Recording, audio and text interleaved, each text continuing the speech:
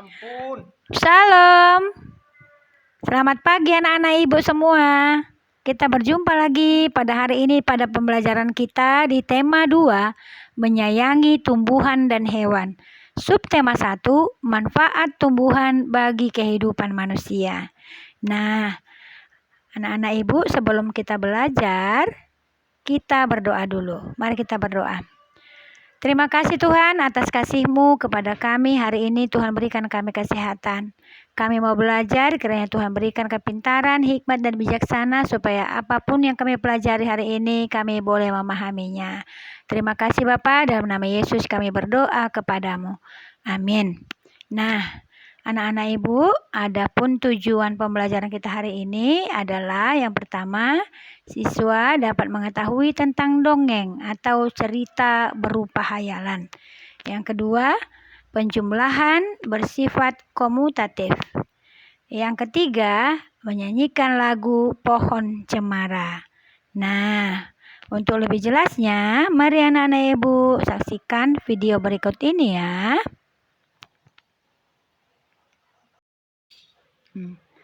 Dayu senang membaca. Kali ini ia membaca sebuah dongeng. Apakah kamu ingin tahu isi dongengnya? Ayo, apakah kamu ingin tahu isi dongengnya? Mari kita lihat ya nak. Isi dongengnya atau judulnya adalah Pohon Apel yang Tulus. Dahulu kala ada sebuah pohon apel besar. Ada seorang anak laki-laki bermain di sekitar pohon itu.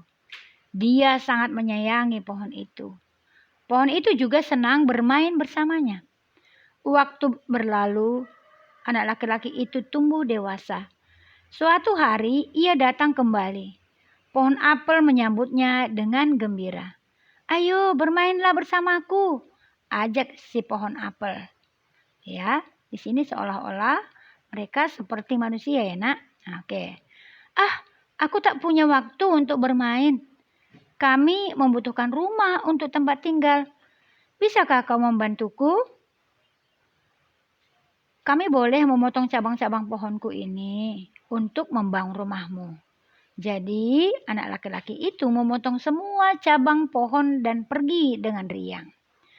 Pohon apel itu senang melihat temannya bahagia. Tapi dia tak pernah kembali sejak saat itu. Pohon apel kembali merasa kesepian dan sedih. Ya, pohon apel itu merasa kesepian dan sedih karena temannya sudah pergi. Akhirnya laki-laki itu kembali lagi. Laki-laki itu dan pohon apel sekarang sudah sama-sama tua. Aku sudah tak bisa memberikan apa-apa, kata pohon apel. Tidak apa-apa, aku hanya membutuhkan sebuah tempat untuk beristirahat, jawab laki-laki itu. Baik, sisa batang pohon tua adalah tempat terbaik untuk bersandar dan beristirahat. Duduklah di sini bersamaku dan istirahatlah, kata pohon apel. Laki-laki itu pun duduk bersandar pada batang pohon yang masih tersisa. Pohon apel pun menangis bahagia. Akhirnya mereka pun bersama lagi. Nah, ini anak-anak ibu adalah suatu dongeng. Dongeng itu adalah merupakan cerita hayalan ya. Yang cerita berupa suatu hayalan karena tidak mungkin batang pohon bisa berbicara ya kan. Jadi ini dikisahkan seolah-olah batang pohon itu, pohon apel itu tadi bisa berbicara. Nah itu yang disebut dengan dongeng. Nah anak-anak ibu, kisah ini adalah merupakan kisah yang sangat baik. Mereka adalah seorang yang jujur ya dan bersahabat. Nah siapa teman pohon apel tadi? Siapa yo? Anak laki-laki tuh. Nah, yang kedua, apa yang dirasakan pohon apel saat bermain bersama temannya? Bahagia, ya. Pohon apel itu sangat bahagia, senang, gembira, ya, karena dia punya teman yang baik. Oke, yang ketiga, apa kebaikan yang diberikan pohon apel? Nah, ayo, apa kebaikannya tadi? Dia memberikan dahannya untuk membangun rumah anak laki-laki itu. Karena anak laki-laki itu membutuhkan kayu ya untuk membangun rumahnya. Ya. Yang kemudian, yang keempat, mengapa pohon apel merasa kesepian dan sedih? Ayo, mengapa? Karena si anak laki-laki itu tadi tidak pernah kembali lagi bermain bersamanya, ya. Sudah pergi.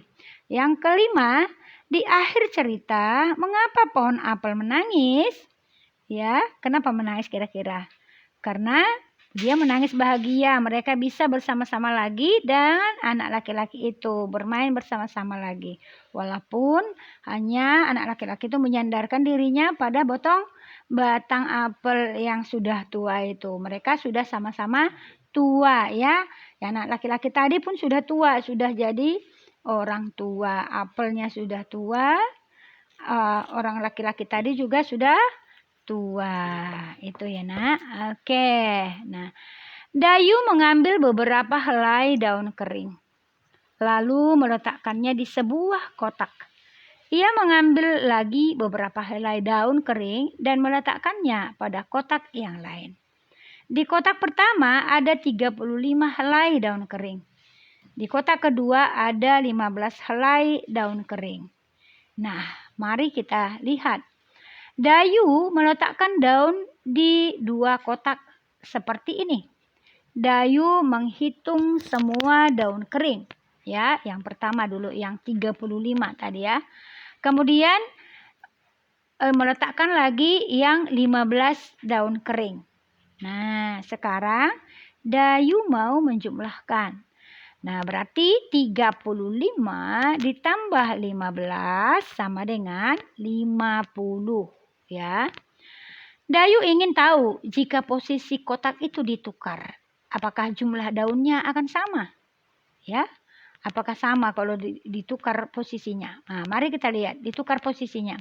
Sekarang dimulai dari yang 15 dulu, kemudian di kotak yang kedua yang isinya 50. Ya.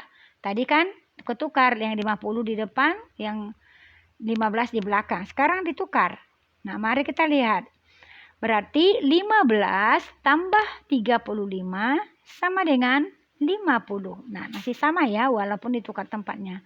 15 tambah 35 sama dengan 50. Nah, ternyata jumlahnya sama, yaitu 50 helai daun kering. Berarti 35 tambah 15 sama dengan 50. Demikian juga 15 tambah 35 sama dengan 50. Jadi 35 tambah 15 sama itu dengan 15 tambah 35. Nah, itu ya anak-anak Ibu. Jadi walaupun tempatnya ditukar, tetapi hasilnya tetap sama.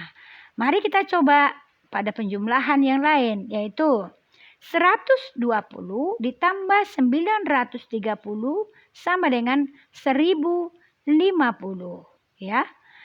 Nah, coba 930 ditambah 120 sama dengan 1050. Jadi 120 tambah 930 sama itu dengan 930 tambah 120. Ya gitu ya. Mari kita mengerjakan latihan berikut ini seperti contoh. 200 tambah 350. Kemudian 350 tambah 200. Jadi 200 tambah titik-titik sama dengan 350 tambah titik-titik. Mari kita jumlahkan dulu satu-satu. 200 tambah 350 ke bawah sama dengan 550. Ya. Nah, sekarang yang 350 tambah 200. Mari kita lihat. Kalau dia 350 tambah 200 berapa? Kita hitung dulu satu-satu. 350 tambah 200 sama dengan 0 tambah 0, 0. Ya. Kemudian 5 tambah 0, 5. 3 tambah 2 sama dengan 5. Berarti hasilnya 550. Jadi 200 tambah 350 sama dengan 350 tambah 200. Gitu ya, Nak. Paham ya? Mari kita lihat contoh berikutnya. 500 tambah 200 sama dengan titik-titik. Nah, kita jumlahkan dulu ke bawah. 500 tambah 220. 0 tambah 0, 0. 0 tambah 2, 2. 5 tambah 2, 7. Nah, berarti hasilnya 720.